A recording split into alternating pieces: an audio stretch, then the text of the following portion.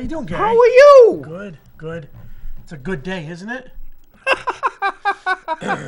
It is a good day if you like hearing positive news in the news all the time for the next 4 years. Okay. It's a great day. You won't hear the truth, but you'll hear really positive stuff. Good positive message. It's like daily affirmations. our new president did a speech, like clockwork. The news media, the greatest speech I've ever heard. It's like, oh yeah, whatever. If that doesn't convince you how false the news is, I don't know what will. Did they play it on the screen at the State House? No, we didn't. We're still not allowed in this. No.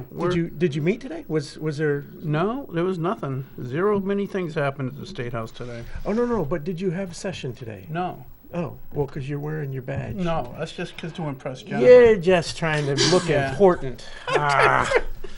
Nice. Yeah. Anyway, our guest today is Jennifer Rhodes. She's from way out west. Way out west. Yeah. I live The on the wild, other, wild west. the Where's other your cowboy side- hat? The other side of the mountain. The other side of the mountains. I have a cowboy hat. It's like a straw hat, has like a flag wrapped around it. I wear it at the beach when I go to my mom's. It's pretty cool. Because you live in Winchester. I live in Now I Winchester. couldn't remember. Winchester. Yeah, there's a good old Winchester Western name. Cathedral. Yeah, So Winchester you live on rifle. the border with the Soviet Socialist Republic of Massachusetts. That is correct. Yes. Now I couldn't remember. Are you also on the border of Vermont? Well, Hinsdale is between Winchester and Vermont, so we're 12 miles from 12 Brattleboro, miles Vermont. to escape Yes. over the border if you have to. That's correct. Now, my husband is actually an engineer for Amtrak, and he works out of Brattleboro. Oh. However, he has not worked out of Brattleboro since March. Oh, because of COVID. Not allowed to open. The only station in the nation that's not open is Vermont, or the only state in the nation that's not open. Is he still getting like some sort of compensation How does COVID prevent a train from running? Because the COVIDs contract COVID too. The COVIDs Trains- contract COVID. trains The can governor train- of Vermont will not allow the train to run through there. Okay. So that's that, and it's Bernie Sanders' land. That So makes that's hypocrisy. no sense at all. It is best. So Amtrak paid them to stay at home and be, good little boys and girls. And then, every month it was, they're opening next month, and it just kind of kept on going. However, now he is driving from Winchester down to Springfield, Massachusetts, taking a train up to Greenfield, Massachusetts, coming back down and driving home. He's actually in a car longer than he is actually working. Good times. That doesn't make any sense as far as I can tell. Sure it does. Well, it Sure absolutely it does because it's the people that are making the decisions. It makes perfect sense. Actually, Wow. it's scary, isn't it? Yeah. Well, maybe that border town area is. Maybe you need to move away from the border. Get away from those commies in those two Let me states. tell you what's crazy about this. This is a true story. My mother, as I told you, lives in Florida. So I could go tomorrow morning. I could drive to Springfield. I could get on a train and go from Springfield, Massachusetts, all the way to Miami. That's all open. But you can't go to Vermont and get on a train. Wow. I mean, it's just mind. That actually makes me interested. How long a ride is that? 2 days? Day and a half, 2 days? It's actually just a little over 24 hours. So you go, like I get on in Springfield, and then I go to New York, and then the train that I get on to go all the way to Miami leaves out of New York. Yeah. Leaves like at 11:10 or something like that in the morning. Yeah. And I don't go all the way to Miami. I actually go to Tampa. But that Because particular that's what I'm train curious. goes all the My way to aunt lives Miami. in Tampa, so I Yep. really don't want to take a plane. Well, I take a train twice a If year. you don't have a vaccination card, you're not getting on a plane soon anyway. Yeah, I better do it soon because I'm not doing that. Story. Wow. Because my aunt lives down there. Takes about She's super old. 26, 27 hours. 26. That's all. But it's really not bad because here's the thing: you get on the train. It is a long. Go ahead. Well, you get on the train and you get yourself settled, and usually you get a seatmate. Except now I'm not going to get a seatmate because I'm not going to have a seatmate.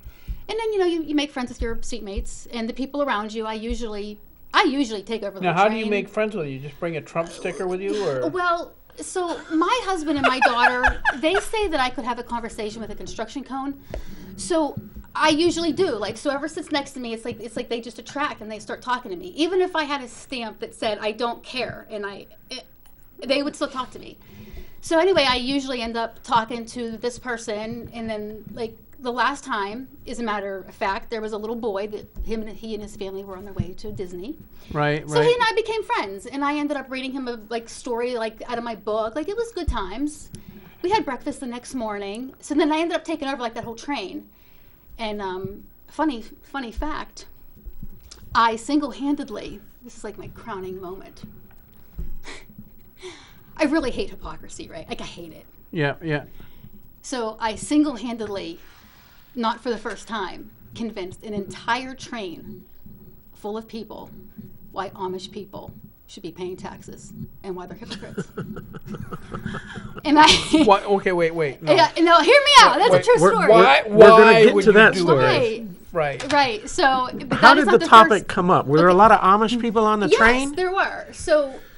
So I moved to New Hampshire from Pittsburgh, Pennsylvania. Okay, so my husband used to work for Norfolk Southern for, 15, 16 years. Yeah. As a train engineer. So when my daughter was going to college, we're like, look, I don't want to do this Pennsylvania thing anymore. Wolf got in. It's become commie land. We got to get out of here. Yeah. So we came to more commie land. Moved to New England. Yeah. Very long story short, he was from Massachusetts. He moved to where I lived, high school sweethearts, went to the prom. Here we are, a baby, raised the kid, went to college. So with this being said, when he was living here before I was. So I was bringing the train from Pittsburgh up to Massachusetts. Right. Often. So every time I would go to the train station in Pittsburgh, there was always several Amish families getting on the train in Pittsburgh because they were going to Lancaster. So they don't believe in gas vehicles. So the diesel is acceptable. Right. Okay? They believe in diesel fuel. They can go on a train because it's diesel, but they don't believe in getting in a car. Oh, hold on, this is what I'm getting there, right? Diesel fuel is just less refined gasoline. It comes from the same place. I'm telling you. Listen. So in the meantime, my husband and I had a house built, and the contractor subcontracted out all of the framing, all of the roofing with Amish builders. Right. So one of the draws came up, and it was like $68,000 for this framing, and the builder had made some kind of comment like, "Oh, don't you just love this? They're not even going to have to pay taxes on this." I was like, "What? Let's talk about that." He said, "Well, supposedly it is because they don't live with society and use society's means." Other than the roads and I'm like, no, wait a minute, the government subsidized Amtrak trains. That's horse crap, because they have a lot of that. A lot of that horse crap. Right. Yeah, exactly. Right. Yeah. So I'm like, they got to this house because they paid somebody to use their vehicles. They all hopped in this van and drove to my house. So they did use the roads, right? They just didn't own the car. Well, that's like Uber, right? They use a taxi. Then they say, well, they don't. All the money is to the church. Well, okay, but then they make these, big gobstop kind of cookies, I call them, and then they sell them along the roads at their roadside stands. Right. So once again, they're using the roads that I have to pay for that they don't. Well, never mind. Even the idea that they're selling something and they're getting money, which is government-backed money. Mm-hmm. And that government-backed money is backed by taxpayer dollars, right? The money doesn't exist and doesn't have any value without taxpayers. But it goes to the church, you see. And I'm all for the church. I'm not saying that. So anyway, that is how this whole thing started, was with them building the house and me finding out they didn't have to pay taxes. So then I go to get on the train, and I'm thinking, now wait a minute. I understand that they make their clothes, but did they make the thread too? Where did that come from? Right. Right, and they, the whole thing. Anyway. So I couldn't stand it. So that really irritated me. So I convinced a couple people. They're like, "Wow, Jennifer, I never really thought of that, but you're right." And I'm like, "I know I'm right. I know." So then every time they would walk past, people would be like, glaring at them. I'd be like, "No, don't be nice. Just be nice. Just understand that they're." Full of baloney. Yeah. So every time I go to my mother's, there's always, Amish family on the train, and do you go right up to them and say, "Hey, why aren't you paying taxes?" You just start it right away? I don't. Usually I find a way. Usually what I do, now see, this is what I've learned, right, with politics, is somebody will always fight your battle. Always. Somebody always just wants to be the fighter. So I'm a pretty good instigator. So, they'll walk past and I'll be like... So the last time this man I made friends with, my seatmate, his name was Jerome, and he's like, Jen, how come you keep on giving them dirty looks? I said, I'm not really giving them dirty looks. I'm just trying to think, do you know they don't pay taxes? Do you know they don't have to live by the same rules as us? And he's like, no, I didn't know that. I'm like, I'm telling you. And then he says, Jen, you got to be nice. They're Amish. I am being nice. It's hypocrisy. Let's talk about that. So I ended up convincing the entire train, once again, that these people should be paying taxes and that they're robbing us. Right. And I think, you can see the headline already. Right. Jennifer Rhodes, Republican, doesn't like the Amish people. That's the headline tomorrow. And I'm going to say, Freshman listen. representative hates Amish. Hates the Amish people. Listen, but what I say to that is, that's Democrats should be going after them because they never saw a tax they didn't like, right? Like, don't be looking at me. Yeah. Look there. You guys, you created this mess. You fix it. What is the quantity of Amish voters in your district?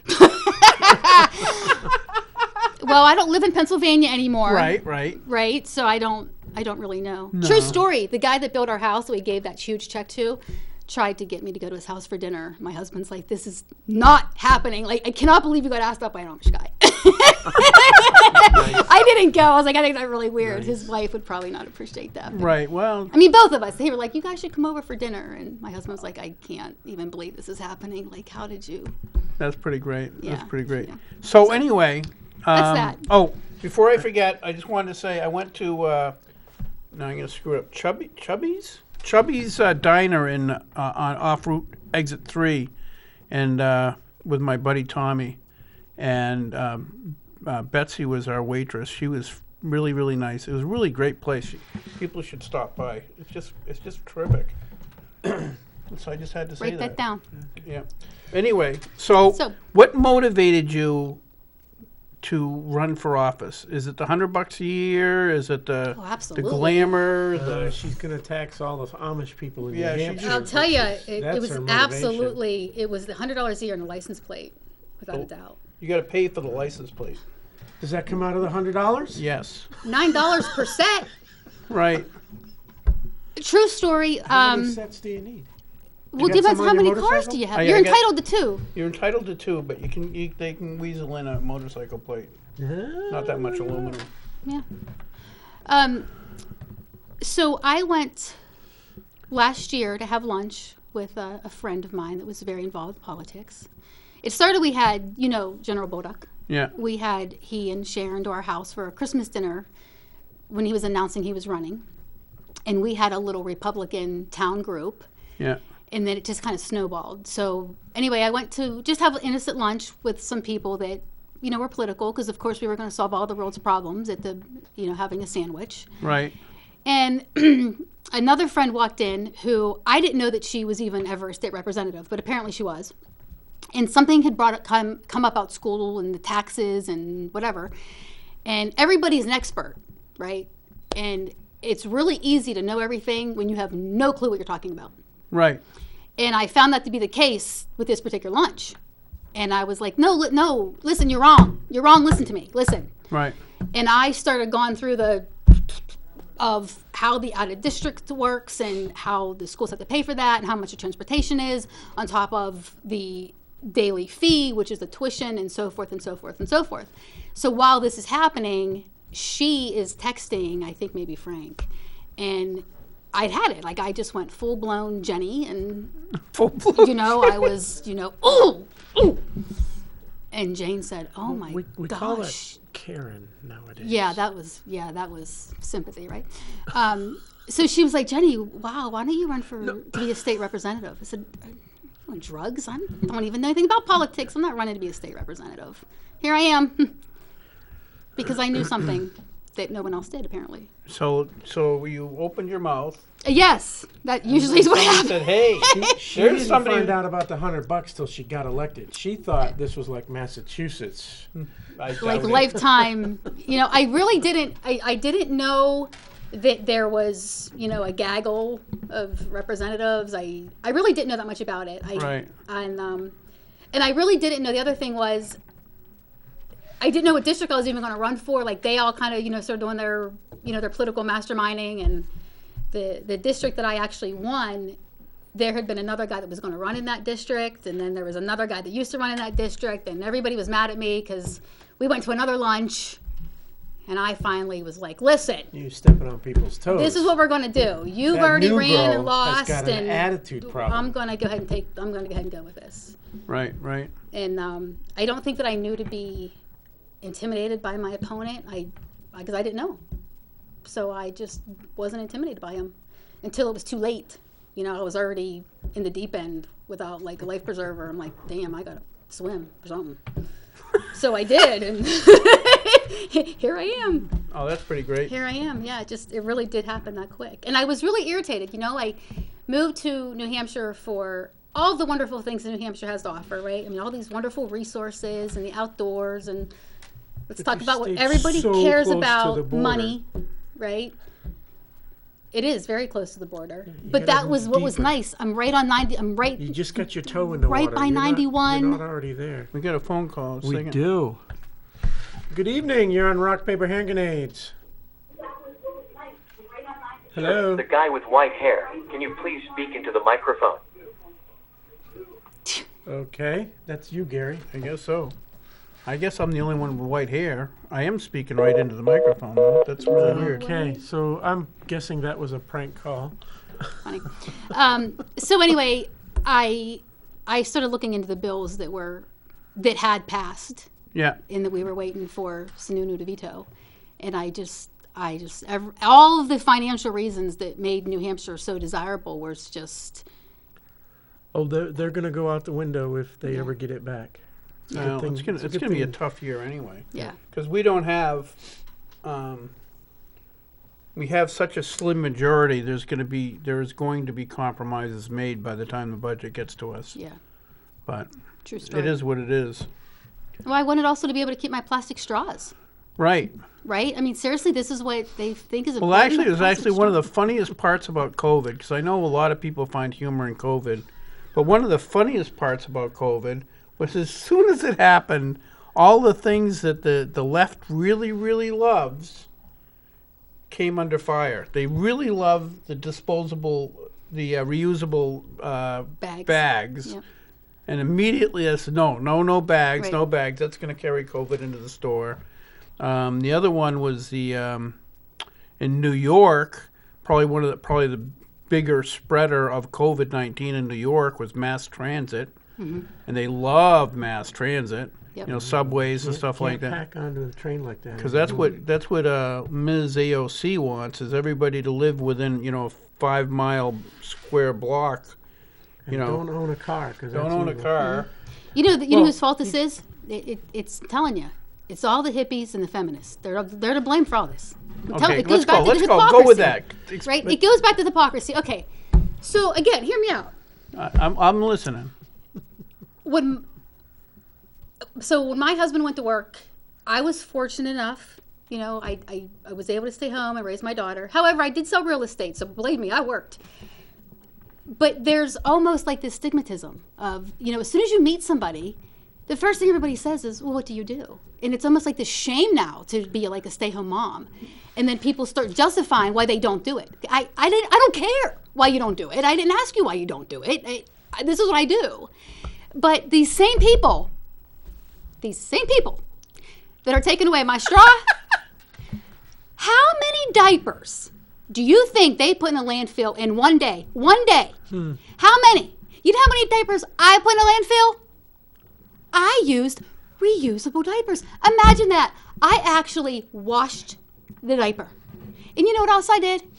I took a washcloth and I used warm water and I wiped down my daughter's butt with a warm washcloth. Is that child cruelty or something? I mean, you don't have to use a throwaway wet wipe. You didn't teach your kids how to use toilet paper. I did when it became time. So I was at another event, and this lady says how she was going to this baby shower, and I said, "Oh, what gift did you buy?" And she gets out her little list, and she's like, "Oh, well, she wanted organics wipes," and I'm like, "Okay, I'm calling bullcrap on that, because instead of an organic wipe, that she's going to throw in the trash can. I said, may I suggest that you just go buy her a pack of washcloths? And she told me that would be, what's the word that she used? Some kind of judgmental, like I don't know. Some kind of judgmental word that she created on the spot. They're so good at creating words. That's not a word. Right, they are very good. Yes, I can't even stand it. I'm like, if that's not a word, and go buy her some washcloths. Right. Right? Like, stop. Now, these same people tell me I can't have a straw. But you know what I do? I go to the dairy, and I buy my milk from the local dairy. And guess what it comes in? A glass jar. And when I'm done, I take it back to the dairy, and I get my $2 deposit back or towards my next half gallon of milk. Right. I'm not throwing anything in the landfill, but I'm the bad guy who doesn't care about the environment because there's an R in front of my name. You've mentioned straws a couple of times, and, it's an issue. And one of my favorite conundrums was this past November. Was the state of Oregon or Washington? They legalized all drugs, including cocaine and heroin and whatnot. So they got all these legal drugs, but they don't have any straws to snort it with anymore. That's a problem. You can use a dollar bill, I hear. Yeah. Right? Yeah. You know, you ask somebody, they'll figure it out. They will absolutely figure it out. Drug addicts will figure that out. So that's how I'm here. The hypocrisy over, dismantling the entire New Hampshire way of life, taking away my plastic straws, Amish not paying taxes. I just snapped one day, man. You just lost it. You lost it. Yeah, and now here I am. It's January 20th, 2021, and it's time for your re-education camp. Yes, That's what I hear. Yeah. Did you see that the guy from PBS got fired for that? The Oh, news didn't tell you that. The news didn't tell you. Okay, wait. Okay, so he got fired, but that is almost always BS. Okay, it's only because he got called out. Okay, if no one called him out, he wouldn't have been fired. I'm telling you, it's BS anyway. They have to fire him for public relations. Exactly. It's only public relations. It's only public relations. So you remember Trayvon Martin? I do. Right? I do. The guy that killed Trayvon Martin, Zimmerman, called 911 because there's this kid prowling around his neighborhood. The 911 operator said, is the person Caucasian, black, Hispanic, or what? You're trying to find out what, a description. And he says he seems to be black with a hoodie on. The channel, I think WBZ, I'm not sure, in Florida, edited that conversation so that the question was taken out. The question was taken out. So what you heard on their TV station was there's a black kid prowling around the neighborhood to make Zimmerman look like a racist. Now, you would think that guy is guilty of slander, of abuse, and should be never step foot in a newsroom again. Right. Oh, no, he did get fired, but he's still working. Because they protect their own. They protect their own. That guy, I am absolutely 100% positive, got another job at another news agency the day after. I can fire you and stop paying for your benefits, but I can still keep you on as contract and say, well, he's not an employee of ours. Yeah. Right. I can still keep paying you. Because that guy that exposed himself on a Zoom call for... Tuber? Yeah, Tuber, right? Jeffrey Toobin. Yeah. Jeffrey Toobin. No. He didn't expose himself. He's a Zoom enthusiast. Zoom enthusiast. Okay, he was a little bit over enthusiastic. So he's a creeper. He's a creeper, and they're making justifications to hire him back now. Yeah. That was the New York Times, I believe. Yeah, New York Times. See, the hypocrisy. I just can't. I can't take my head. Every day it explodes. Oh yeah. Well. I said it in the car, but the first act of Mr. Biden as acting president at the moment. Well, the office of acting president? Yeah, he's acting, right? It's kind of a Make-A-Wish thing, right, Yeah. They're like, let's let him pretend to be president for a little while. Right. But the very first thing he had to do today was to fire the Surgeon General. So the first thing he did as president was to fire a black man. He couldn't wait to do it. He couldn't wait until he's figuring out or get a replacement. No.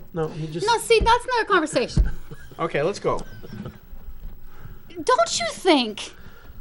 No, hear me out. Well, that's a good My question in and of itself. My favorite saying of the night is, now hear me out. I don't understand why Martin Luther King Day is now Civil Rights Day. Now, this man did do some great things. Well, that's And New Hampshire thing. I don't care where it's So from. they don't want to prop up a day to a single man. That would No. right? That's what it is. But that's exactly what they do want to do. They want to make it civil. They want to make it inclusive because people who were involved, people who were working with Martin Luther King are still around, right? You've got Jesse Jackson and Al Sharpton, who used to, when they were really young, they hung out with Martin Luther King and his group, and so they want credit for Martin Luther King Day. They want credit. That's why they've changed the name to Civil Rights Day. Also, is because everybody else wants credit as well. They don't want to give the credit to one man. Also, I think he was a Republican. So. I mean, I hear But what you're it's saying. things like that. But that's disgusting because the man did do some fantastic things. Yeah. And he really did bring people together. He really did show if you want to protest and you want to demonstrate, this is how You don't have to burn stuff? you don't have just have bricks magically appear, right? This is how we're going to do it. And people followed him because he was doing something correct. Right? And now you take that day from that from him? And what about this? What about the Aunt Jemima syrup? Like, an entire brand has been around this woman, and you took that away. Aunt Jemima's descendants are pissed about that. As they should be. Right? As they should be. This woman, she was born a slave, and she was freed, and her ancestors were. Not her ancestors, but she was born and freed, and then she built a business, a bakery business, and then they recruited her to be this icon, right? It wasn't, that's not her real name, but they recruited her to be this icon, stage name, travel around the country, right? To promote a brand. It had Marketing 101. It had nothing to do with slavery. She had already been self-sufficient and successful. She had built her own successful business prior to becoming Aunt Jemima. Right. And so, yeah, I mean, the same things go with, Uncle Ben, Aunt Jemima. Yeah. So my thing there is now they're whitewashing. You can't use black people to advertise any type of product. Well, that's probably why you can't use any type of minority. That's probably why you got rid of the Surgeon General. If you're not using white people to advertise your product, then you can't. Right. Yeah, that's what it is. They're literally wiping out that culture. It's disgusting. Under the guise of inclusion. Yeah. Explain it. I'm listening. Go ahead. No, I'm not going to explain anymore. I'll just get there myself in isn't trouble. any. There isn't any explaining We're it. already in danger of being canceled and deplatformed here. Welcome aboard. Oh, you can't shake hands. That's not socially distancing. I'm going to hear about that. Yeah. Yeah. So what else you got? That was it. That's all we had. That's all we had. Man. You're it. You're it, actually. Wow. How much time we got? We almost never have anything to talk about. So I said, Josh, we got to sit fight. here and We got let to her fight. talk. She's just like on the train. She just will not shut up. I know it's a problem. Yeah. I like train travel. So you what- asked about train travel, Gary. Yes, dear. I like train travel. It takes longer, but you don't have to hang around in an airport for hours and hours. You just get on the train at your own leisure. You can get up and walk around on the train. You get up and walk around. You've got network. You've got phone. Yep. I can sit down with my laptop. I can do a full day's work. Because I want to take my. I kind of want to take my granddaughter to Florida. It does take longer. You can get a sleeping car, so you have like your own private car. How much does that cost, though? One-way trip to two-way. Gary, What? I don't pay. Oh yeah. Are you Amish? Wow. Okay. We gotta quit bashing the Amish. We're in big trouble if we keep doing this. Full circle. Yes. I forgot. The private, like the sleeping cars, can get quite expensive. But I'm going to tell you, every time I'm like, I'm doing it. I'm going to buy one of those sleeping cars this time because I don't want to, I don't want to be crammed in this spot. But then every time I make friends with my seatmate or the people around me, and I have several of their emails that keep in touch afterwards, and That's actually pretty cool. it is really Yeah. cool. I've actually made several friends from the train trips down. The one guy ended up he lived in Long Island. Yeah. God help him. And it was his first time ever gone down to Florida, and he and his wife and kids were going to Disney. But I think his wife's family had already lived there, and they were already there visiting. And he wanted to do the train thing, so he said he was going to go down on his own and take this train trip. So he ends up being my seatmate, and it was crazy because he was born and raised in Long Island. And I remember we were on the train and talking, and he's like, "Oh, we talk about he lives in a cul-de-sac," and he said, "I really like it." He said, I have a really nice big yard. And I said, let's talk about this, right? How big's your yard? What's a big yard in right? Long Island? And he, he has like this postage stamp, right? And I'm like, oh my, I'm so sorry. And, but he wants a garden. Well, I have a huge garden. I have a big vegetable garden. Your garden's probably bigger than his house. My garden is probably bigger than his yard. And, and I also have a big flower garden. And we also decided for fun, we're gonna have a pumpkin patch. So I have like these plots, like all like, and I guarantee you they were bigger than what he had. So anyway, he's talking about this. So I'm trying to explain to him about gardening, and because he really thinks that he's just going to have a garden. I'm like, well, have you ever grown a plant? And I'm serious. Have you ever grown He's like, no. I'm like, oh, well, that's not really that easy. So I pull up pictures. I'm trying to show him. So we became friends through all of this, and I kept on inviting he and his wife and kids to come up, and I could give them a pumpkin. They could do their thing, and they never did come up. But he sent me an email a couple weeks ago and said, "Hey, I just want to touch base with you," and I moved to Florida. Oh, that's cool. It was really cool. But on the way down, the further we got, I remember his eyes were just like, less and less concrete and more and more he had never green. been outside of that environment. And he Wow. said, I just didn't know that this existed. He said, I didn't know. That is crazy. It was crazy. And when my husband was temporarily working out of D.C., I went down to visit him again. This is like I was still at the house. He was, jumping around. And we were talking about Christmas trees. And my daughter had gotten her first job, and we knew the family that owned the Christmas tree farms. They called her up and said, hey, you want to, come help us out in the store or whatever? Yep, I want to. So Kevin and I are discussing this situation. She was working, whatever, and the guy says, did you say your daughter's working at a Christmas tree farm? I said, yeah. He said, where do you live? So I explained, where we lived outside of Pittsburgh, Pennsylvania, da-da-da. He said, I don't know what you mean by a Christmas tree farm. They don't grow in the parking lot. Do you think they just magically appear in the parking lot? He did.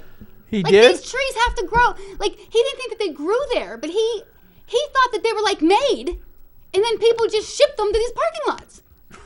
Dude, they're trees. They grow. Right. They had no clue. He lived Wow. in D.C. his entire life. You mean in Long Island? Long Island. No, this is a This is a different different guy. guy. Different guy. Different guy. I'm losing This guy, track. he Pay had- attention, old man. I know. He had no clue that Christmas tree, that people actually had Christmas tree farms. He said, they farm Christmas trees. These people get to vote, remind you. We are so screwed. Wait. On that note, do Amish get to vote? I don't think they do. I think they do. No, they I don't think that they do vote, do they? No, they do. Oh, they Google don't it. typically vote, but there was actually a movement over the summer to get the Amish to vote, and it really, you didn't see a whole lot of it because it really teed off the. I the remember liberals- now because they had liberals Trump because- flags going yes, down there. yeah. Because on the their the carts. Amish were Yeah. voting and supporting Trump, Yeah. and that really irks, Democrats. Second Amendment. You're on criminal justice. You must have Yes. asked to be on criminal justice. What motivated you to go on criminal justice? You just want to hear me talk. So All that right, doesn't so make me a bad person. It doesn't. So this goes back to the Pittsburgh, Pennsylvania thing. There's in Pittsburgh, Pennsylvania, there's this group. It's called FOAC. It's FOAC. It stands for Firearm Owners Against Crime. And twice a year, they have this gigantic gun bash. Oh, it's fantastic. So you buy a ticket, and the ticket is $50. You get your general entry ticket. Now, with this $50, from 1 o'clock until I think it's either 5 or 6 o'clock at night, they sell 1,000 tickets. $50 for they sell 1,000 tickets for $50. Every 15 minutes from 1 o'clock, I think it's until 5 or 6, they do like bingo balls and they pull a number. And if they pull your number on your ticket, you win whatever gun is listed at that time. Oh, It is fantastic. And in addition, they have girls going around selling, your RIP tickets, 5, 10, whatever. Right. And they'll have tables a little bit longer than like this table here, and they have a $2 table, a $5 table, and a $10 table. So if you win on a $2 ticket, you can pick any gun you want off of that table for your $2 ticket. Right. Or your 5 or your 10. And they also do a mystery gun safe that's full of all these guns. It's just fantastic. That sounds like the NRA banquets that we Yeah, have but up it's here. great. It's a And little bit also, Sounds bigger. with your $50, you also get all you can drink beer all day and all you can eat prime rib buffet. I mean, what could go wrong? But nothing ever goes wrong because you have over 1,000 people, Second Amendment rights people that are, following the rules. I don't think liberals understand that. When you're in a room of 1,000 people who carry and wear guns their entire lives, it's probably the safest place on the planet to be. Absolutely the safest place. It's yeah. not like we're all out there swinging our guns at each other. So that, I was always, like a fan of my Second Amendment because of that. And unfortunately, Wolf got elected into Pennsylvania. We moved because I wasn't living there. And so when we moved here and I decided to run for this seat, how I raised all of my money for my campaign was with gun raffles. Oh. And I kind of knew how to do it. Right.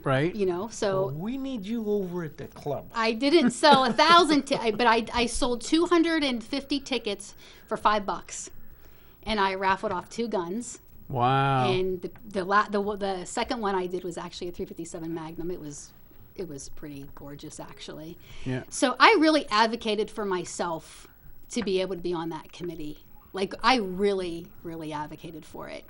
And I don't believe that anybody ever, under any circumstance, should not have the right to protect themselves. I don't care what state you're in. I don't care what county you're in.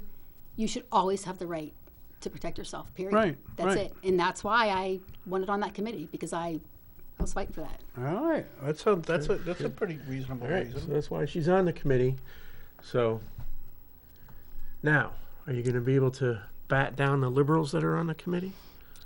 Well, I have some help, You do. right? I don't think I have to do it by myself, right? Well, Yeah, this is going to be my first term on that Gary, committee. but I don't know how much help he's No, going to be. I know. I'm pretty wishy-washy, really. Have Gary introduce you to John. I'm very good friends with John. See. Right. You know what's actually, I got to say this because this is completely politically incorrect. But I really. Not from you. Yeah, I know. I really love Republican women. Because it's okay to acknowledge that they're women. Mm-hmm. That isn't always the case with the other party. With the other party, if you acknowledge that somebody's a woman or they're attractive, they're very offended. They're very offended. Because they're very insecure. Yeah, it's really weird. It's like, really weird. it's just, it's absolutely bizarre. I feel like super comfortable being around Republican women, but around, well, not all of them. Some of them are pretty decent, but some of the Democrat women, you just don't want to say anything. Don't go too far down Right. this hole, Gary. Oh, Yeah. I'm gonna. Put your shovel away. No. Because He's going to bury me with him. You see this happening here, right? because you can't, because if you say something that normal people would say in regular conversations, they'll find something to be offended by. True story. They're like That's a true story. they're like offended, waiting for you to say something that checks the box. Right. And it's insane. It's like is trying to. It's like talking to a rattlesnake. It's like, right? Just waiting for that opportunity. I do agree with you on that. You know, Right. it's like being on this show with every now and again we'll say something stupid and not even stupid, even if it's pretty great, and they'll Miscellany Blue will publish it because they think it's all about humor being allowed to be humor, right? Right. And usually when that happens, when we get a complaint about something we say on the show, it's usually because it hits home really hard. Right. So is it usually me though? sometimes it's you. I made a gaffe. I said something about COVID early on. It was on a show that you were absent. Oh, really? You got in trouble? Good. And I started getting the some nurse got offended at what I said, and I came back with the facts and the numbers, and it was irrefutable. But the Doesn't fact matter. that they were offended was, Right. they're going to stay offended regardless right. of what the facts are. Right. Yeah. They are not giving up their right to be offended.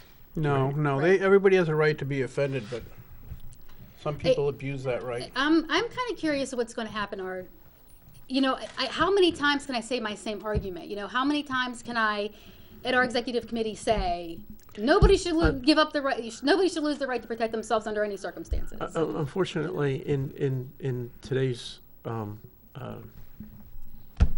divided world, even on that committee, you're not going to, it doesn't matter what you say or when you say it, right?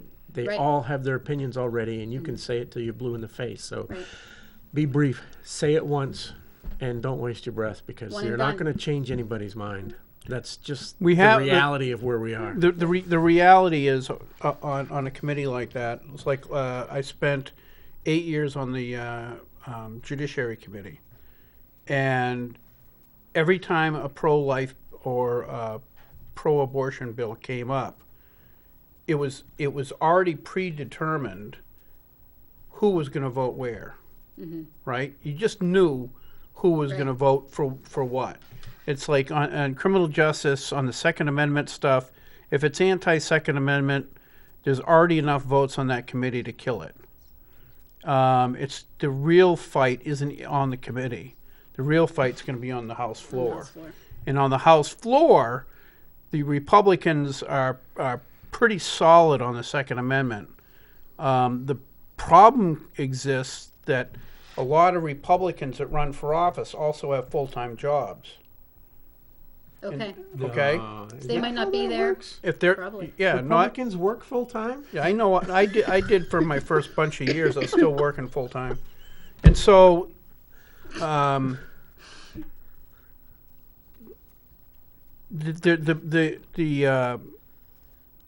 majority is so slight.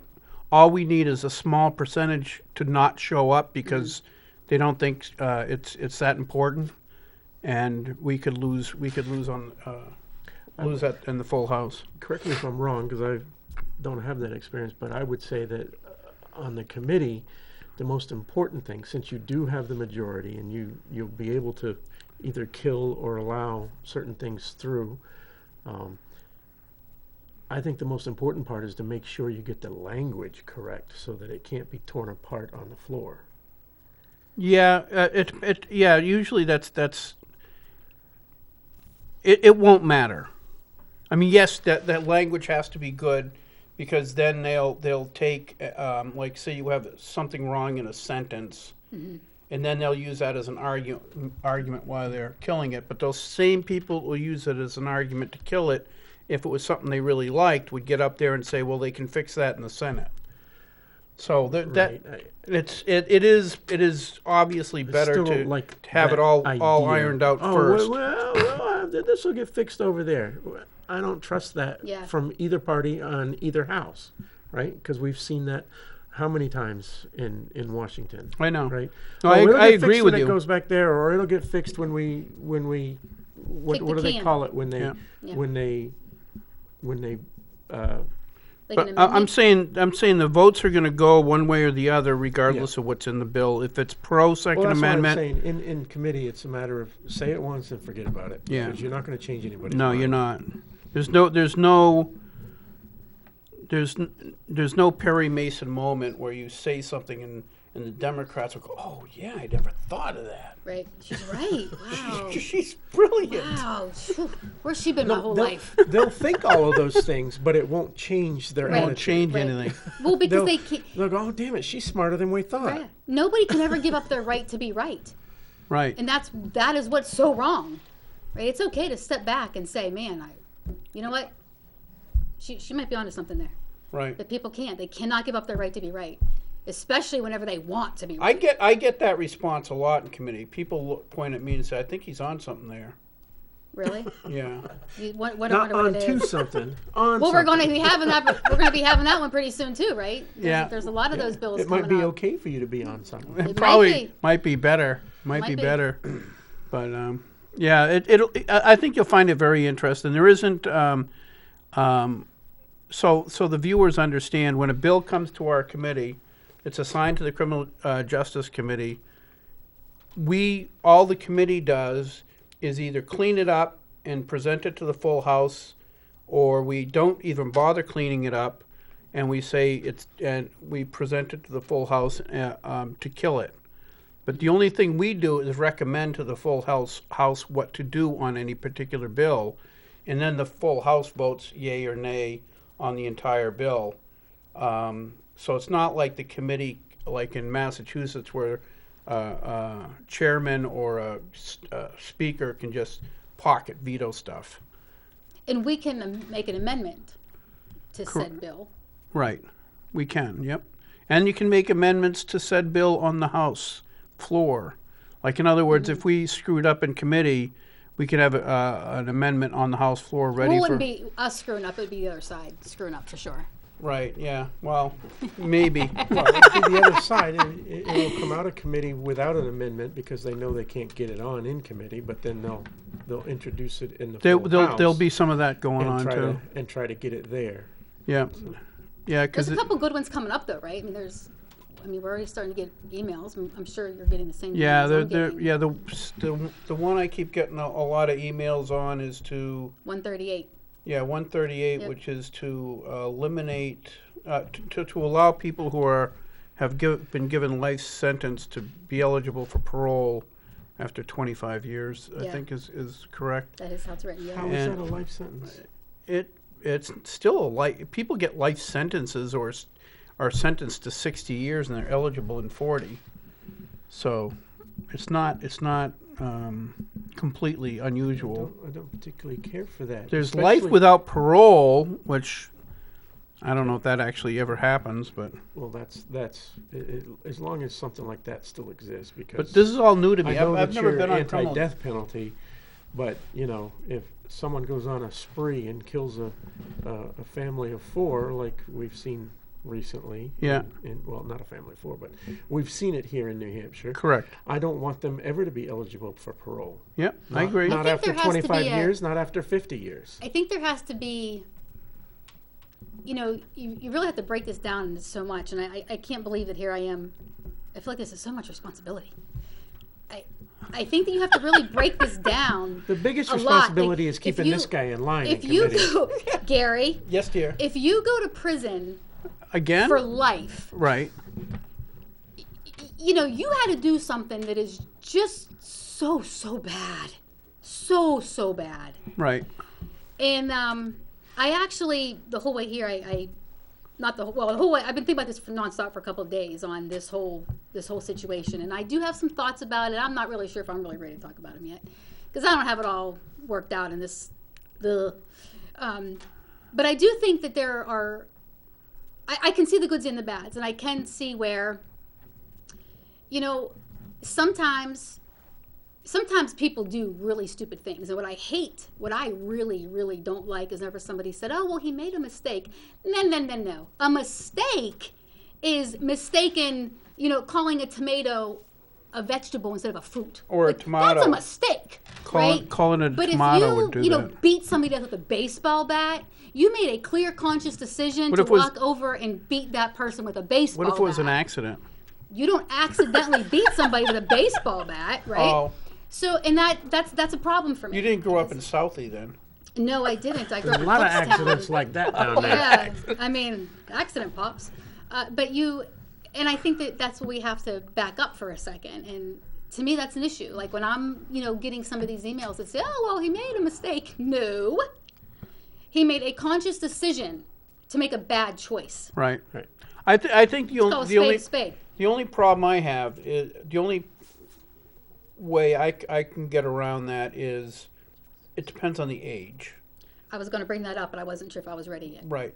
But the other thing too is you don't have to decide anything yet, because when whoever's brought that bill in is going to present to you why they really believe it. Mm-hmm. And it's kind of, I like to keep an open mind. Mm-hmm. I read the bills.